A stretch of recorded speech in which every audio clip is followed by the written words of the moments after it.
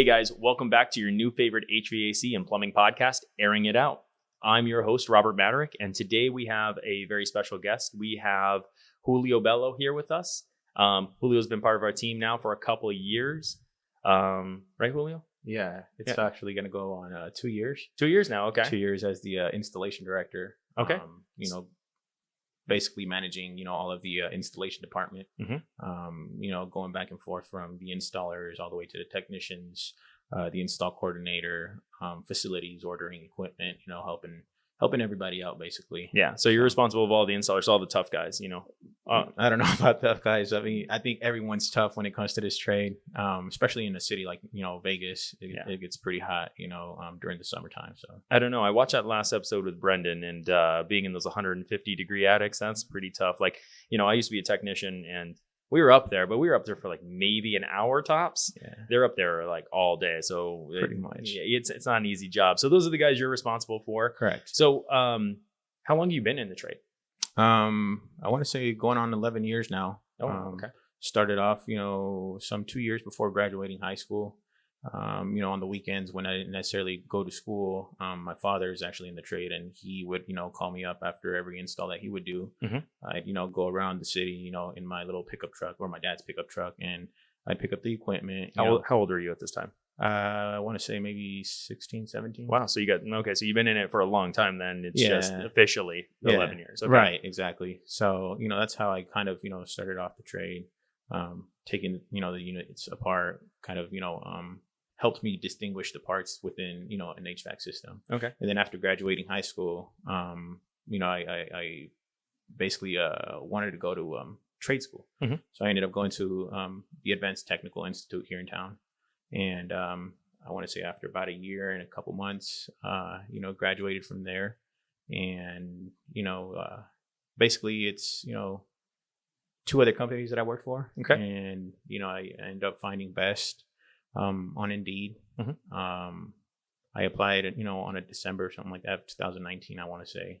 And I mean, the hiring process with our CEO, Jason, I mean, it was great. It was a little weird, because it was during the COVID times. Yeah. So it was on FaceTime or something. Right? It was a FaceTime. Yes. It was a FaceTime interview that we had. I was at home actually recovering from COVID. Oh, wow. Okay. And I just remember Jason walking into my office, and he was like showing you around. He's like, so I want you to meet, our service director. And he at the time I was a service director, and he showed me. I was like, hey man, I don't know who you are. Yeah. And, I was recovering. I was getting out of bed when I took the phone call with Jason. And so I didn't look too, presentable, but at the time I didn't even know that he was actually wanting to see if I had, some type of just improper look, Yeah. He wanted to see if I, if I had the good looks or whatever, I guess. Okay. Let me tell you, you got the good looks. Look at that hair right there. Okay. Actually, yeah. I mean, it's the first time my hair being this long, and I'll tell you, I haven't necessarily been doing installs now. So I'm pretty thankful that I don't, simply because of the long hair. Yeah. I can only imagine, doing installs every now and then, I'll go out to the field with my installers. Obviously, we train them out in the field as well, mm-hmm. As well as, in-house. But sometimes I'll get my hair caught up in the tresses, or in anywhere in there, and it hurts. Yeah, this is about the longest my hair gets. I mean, that's it. Maybe the beard, I every once in a while think it should go, because when I was a tech, it's kind of brutal out there. Yeah. But anyways, so Julio, you said you learned this from your dad, and you've been doing this for 11 years. Now, for the people at home, let me tell you about Julio. Okay, Julio came onto the scene, started working for us, and he just came in, and it was amazing. He did this amazing clean work. I remember me, Dan, and our owner Jason were all talking, and at the time I was contemplating getting a new air conditioner, which I ultimately ended up doing. And I remember saying, I don't know who Julio is, but I keep seeing his work, and I want him on my job, because that's how clean and how nice the job always came out that he looked. Where did you learn to do your work so clean like that? I got to give big ups to my ex coworker, okay. That I basically learned clean work from. Okay.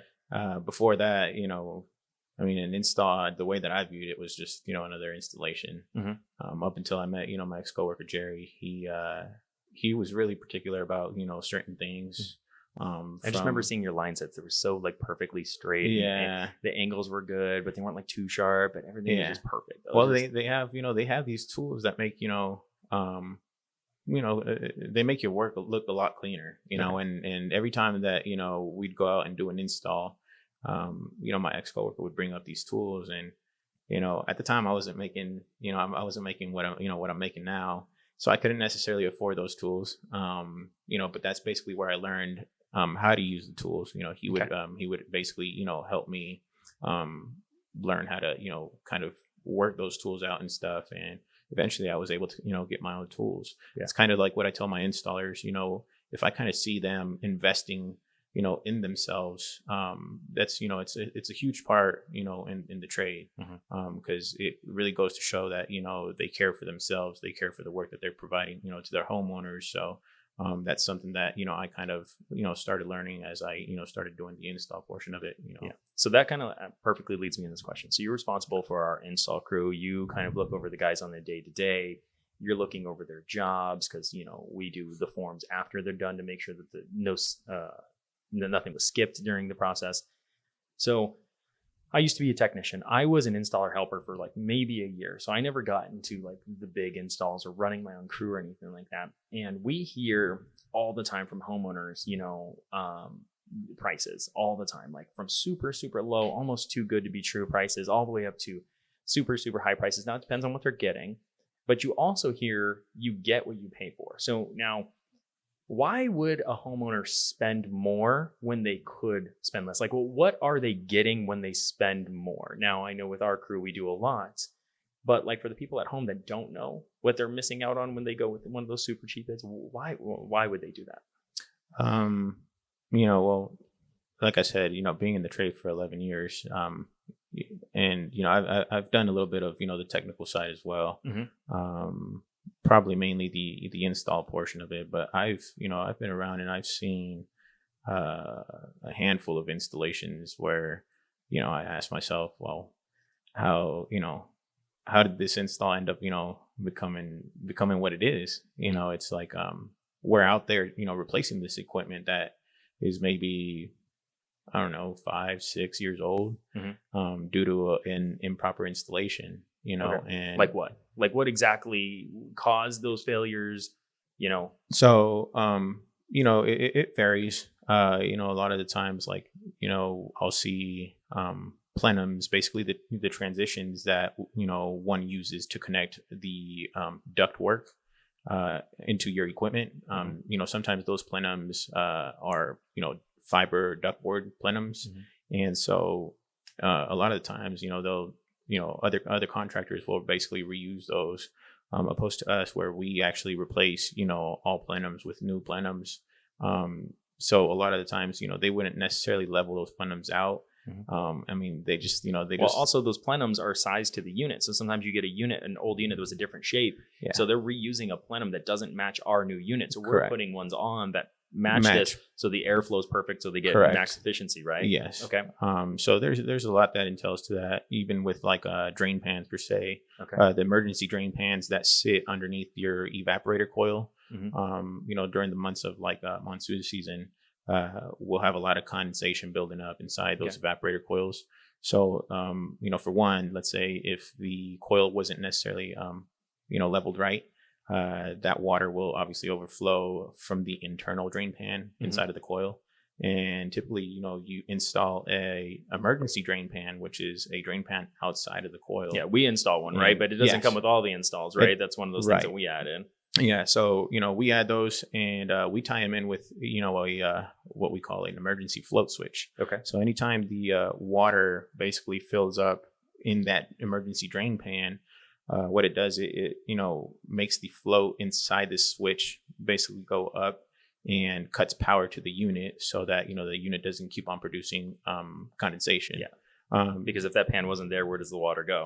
Yeah, it creates damage. Yeah, and it creates an unsatisfied customer. So we don't necessarily go through that a lot. I mean, we've seen them to where like it's older equipment. But for the most part, like I said, we every install that we do, we install, drain pans with float switches as well. So, okay. Yeah. Now, like, cause we also do things, and I hear this all the time. Is this necessary? I used to hear it all the time. Is like, after we're done, we do a city inspection where, depending on the jurisdiction, who comes back. say the city of Henderson comes back if you live in Henderson. And then we also do our own quality control check. Why are we doing both of those? Why are we doing any of them? So after the installation, doing the installation, we send out our quality control technician, who again has an extensive, checklist that they go through, making sure that, everything that the company is asking for, in order to, make sure that the installation is properly done. This checklist gets, completely filled out.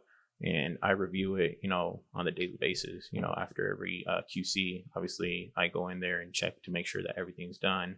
That's on top of, the extra checklists that my installers are also filling out. Okay. So it's almost like, we're double checking. Yeah, we're our hardest critic. We want to get in there and find anything wrong, before it goes wrong. Correct. Right? We're trying to make sure that the homeowner has a unit that's going to work right for a long time. Correct. Okay. And then so after that, quality control gets done.